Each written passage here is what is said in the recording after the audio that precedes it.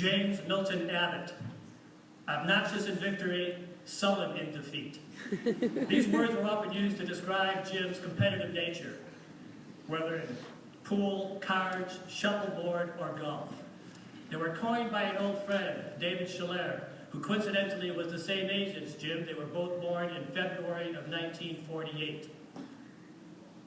They say some treat their body like a temple. Dave treated his like a casino. Dave never made it to 50 years old. There's a strong likelihood that Jim wouldn't have either had he not met his future bride, Wendy Howard, at my wedding several decades ago.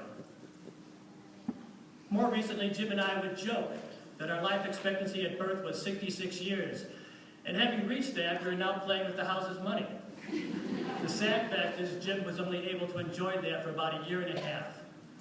But he left his mark, as evidenced in the Jim Abbott reading room at the Montgomery Town Library, and the special plaque that hangs in the Montgomery Memorial Pavilion, a hand-carved Viking ship with 7 shields representing the 7 Ps.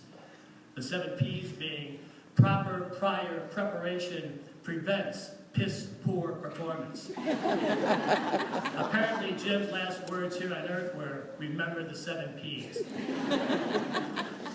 But I come to bury Abbott, not to praise him. Actually, it's neither.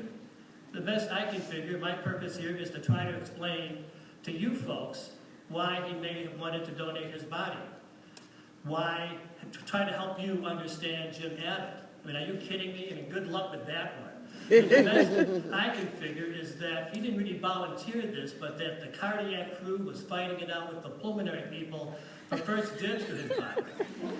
For those med students who first encountered Jim as he was laying there on the slab, you must have known this is not your typical Homo sapien. I mean, with that huge chest and those bandy legs, he must have looked like that. And I really mean no disrespect here, and I discussed this with Jim a few times, but he must have seemed like an albino gorilla. I mean, as it is, over the last decade of his life, I'd often refer to him as the silverback. But when you first saw Jim there at that table, could you see that this is the body of a once accomplished and powerful athlete? When I first met Jim, he was Harvard's varsity heavyweight wrestler. He shouldn't have been. I mean, the night before a match, he should have been with the rest of his teammates, wrapped in rubber or plastic, running and jumping around, trying to shed the pounds. By this time, Jim was already having trouble with his knees, and the least effort principle sort of kicked in, and he realized if he didn't put any more stress on his knees, if he didn't spend all night, the night before a match, up trying to lose weight, he could more or less, if he just wrestled heavyweight, he could relax and maybe even have a beer or two. The next day, across from him on the mat would be some brute, typically 6 inches taller and at least 60 pounds heavier. They'd wrestle to a draw. It is said that Jim could wrestle anybody to a draw. But that was Jim 45 years before you guys had a chance to see him laying there on that slab. I mean, looking at him, trying to examine him, could you make out that wry little smile of his, or the twinkle in his eye? If everyone was quiet, could you hear this little background noise, this guttural hum? Could you sense his quick wit and his keen intellect? Could you possibly picture him, this albino gorilla, as he was lying there? Could you possibly picture him dressed, ready to play golf? Let me answer that for you. No, you can't. I mean, it is possible to independently conjure up this explosive cacophony of colors and textures and patterns that became emblematic of what we might generously call Jim's leisure wear. I asked him once, where did you find your clothes? And he answered in that low, guttural voice of his, women's large.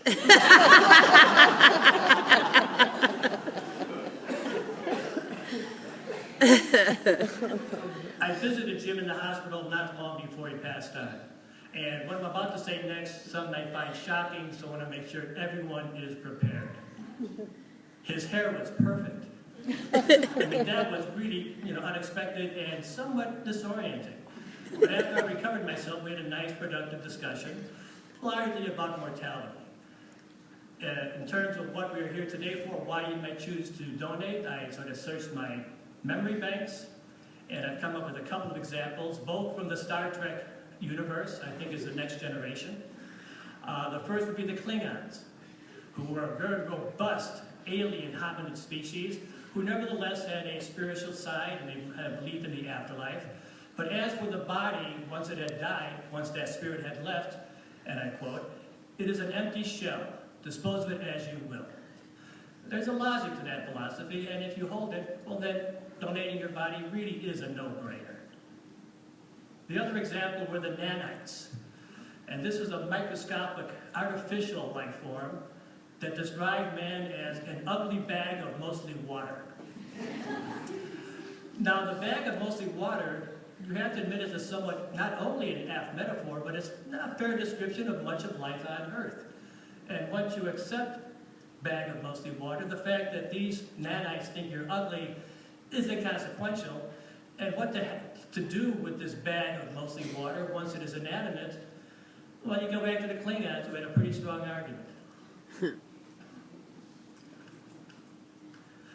Jim, the rambunctious pagan Viking that he was nevertheless consumed by a sense of the spirit. I'd like to dismiss it at times, but for him it was real and sincere. And there's nothing dogmatic about it. And, you know, he was a Unitarian after all, but he did name his homestead Graceland and not Valhalla.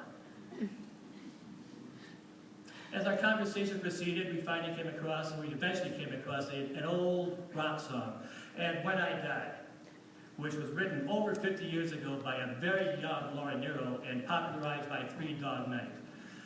Among the lines of the song are the words,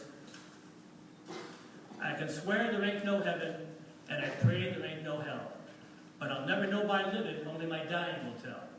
Once you accept the premise of heaven and hell, this is somewhat obvious, if not axiomatic, but it's also somewhat disturbing. We both found comfort in one of my favorite old movie quotes. They were penned by the blacklisted author Dalton Trumbo, and they occur at the end of the movie in the form of a very short dialogue. "Spartacus, are you afraid to die?" And he answers, "No more than I was to be born." And that line always floors me. But it left Jim in an existential limbo, when you know deep down he always wanted to be numbered among the elect, sinner though he be.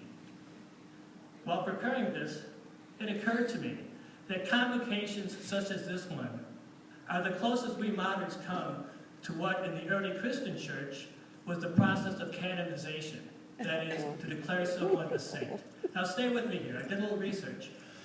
And looking back at human history and anthropology, what we find that long before the church became a bureaucracy or a business, communities of faith were local. And the people who were esteemed in those communities were named by the local people. Their contemporaries would meet, and this is very important. This is not something done decades or centuries later. But people who knew the deceased would meet in a convocation not dissimilar from this. And they'd all agree that this was a special person, this unique person, this kind, generous, strong, and brave individual is surely, even as we are speaking, being rewarded in the afterlife for the good they did here on earth. And it hit me, wow, this is exactly, precisely, literally what we are doing here today. So congratulations, Jim, you did it. You won. Hallelujah. Let the saints come marching in. St. James Abbott, who'd have thunk it? And the rest of you donors, oh, happy day.